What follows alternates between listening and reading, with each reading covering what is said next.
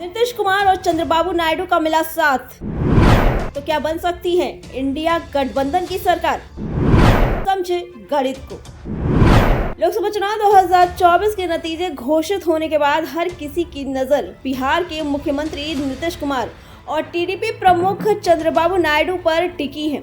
दोनों वैसे तो एनडीए का हिस्सा हैं, लेकिन एनडीए गठबंधन की नजर उन पर बराबर बनी हुई है।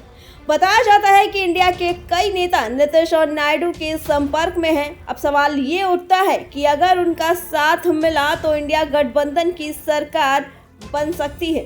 लोकसभा चुनाव 2024 में नीतीश कुमार की पार्टी जेडीयू और चंद्रबाबू नायडू की पार्टी टीडीपी ने कमाल का प्रदर्शन किया।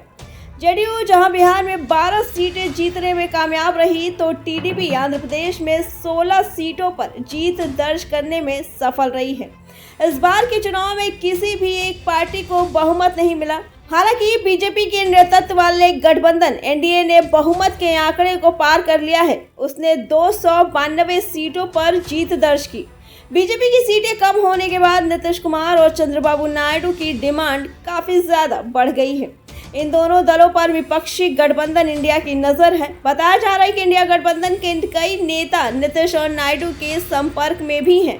अब सवाल उठता है कि अगर नीतीश और नायडू का साथ मिला तो क्या इंडिया गठबंधन सरकार बना पाएगा। चुनाव आयोग के मुताबिक इंडिया गठबंधन को 234 सीटों पर जीत मिली है। बहुमत का आंकड़ा 272 है। ऐसे में इंडिया गठबंधन को सरकार बनाने के लिए 38 सीटों की जरूरत होगी। टीडीपी और जेडीयू की सीटें मिला दें तो ये 28 होती हैं। 234 प्लस 28 को जोड़ने पर इंडिया का आंकड़ा 262 तक पहुंचेगा। सत्ता में आने के लिए उन्हें 10 सीटों की जरूरत और पड़ेगी। ऐसे में जो अन्य 17 सांसद हैं वो महत्वपूर्ण हो जाते हैं।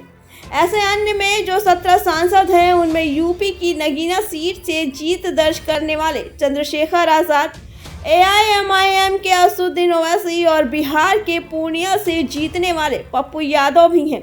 ये वो सांसद हैं जो जरूरत पड़ने पर इंडिया गठबंधन के साथ जा सकते हैं। अगर इन तीनों सांसदों का साथ इंडिया गठबंधन को मिलता है तो उनका आंकड़ा 265 तक पहुंच जाएगा। अब उसे 7 और सांसदों की जरूरत पड़ेगी।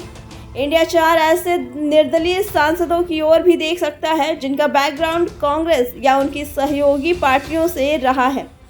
इसमें लद्दाख से जीत दर्ज करने वाले मोहम्मद हनीफा, खडूर साहिब से जीतने वाले अमृतपाल, फरीदकोट से जीत हासिल करने वाले सरबजीत सिंह खालसा हैं। अमृतपाल और सरबजीत सिंह खालसा खालिस्तान के समर्थक हैं। राजनीतिक जानकारों की माने तो अमृतपाल और सरबजीत सिंह बीजेपी के साथ तो नहीं जाएंगे। जब समर्थन की बात आएगी तो इंडिया गठबंधन को बाहर से सपोर्ट कर सकते हैं। उधर दमन और दीव से जीतने वाले निर्दलीय पटेल उमेश भाई पर भी इंडिया गठबंधन की नज़र रह सकती है।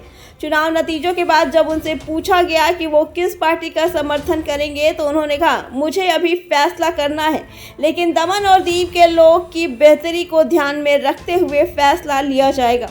हम लोगों और अपने मूल लोगों से बात करेंगे। सांगली से चुनाव जीतने वाले विशाल पाटिल भी कांग्रेस की नज़र में रह सकते हैं। विशाल पाटिल यहाँ से निर्दलीय चुनाव लड़ रहे थे। कांग्रेस ने उनको टिकट नहीं दिया था। नतीजों के बाद क्या पता कि उनका मूड बदल जाए और वो इंडिया गठबंधन के साथ चले जाए। 17 सीटें जीतने वाले अन्य सांसदों में इंजीनियर राशिद भी हैं। उन्होंने इस चुनाव में जम्मू कश्मीर के पूर्व सीएम उमर अब्दुल्ला को हराया है। वो अभी दिल्ली की तिहाड़ जेल में बंद है। टेरर फंडिंग के मामले में उन्हें 2019 में गिरफ्तार किया गया था। इंजीनियर राशिद के मूड पर भी इंडिया गठबंधन की नज़र रहेगी। इसके अलावा आपको समीकरण बताते हैं। इंडिया गठबंधन 234 है, प्लस अगर उसके साथ नीतीश और नायडू मिलते हैं तो नीतीश की 12, नायडू की 16, पप्पू यादव की 1, एआईएमआईएम की 1, चंद्रशेखर आजाद की 1 सीट, सरबजीत सिंह खालसा, अमृतपाल, इंजीनियर राशिद, मोहम्मद हनीफा, पटेल उमेश भाई और प्लस विशाल पाटिल को जोड़ने के बाद उनका आंकड़ा 271 तक पहुंचेगा। इसके बाद उसे एक और सांसद के समर्थन की जरूरत पड़ेगी। अब देखना यह है कि इस गठबंधन क्या रुख अपनाती है और क्या सरकार बना पाएगी।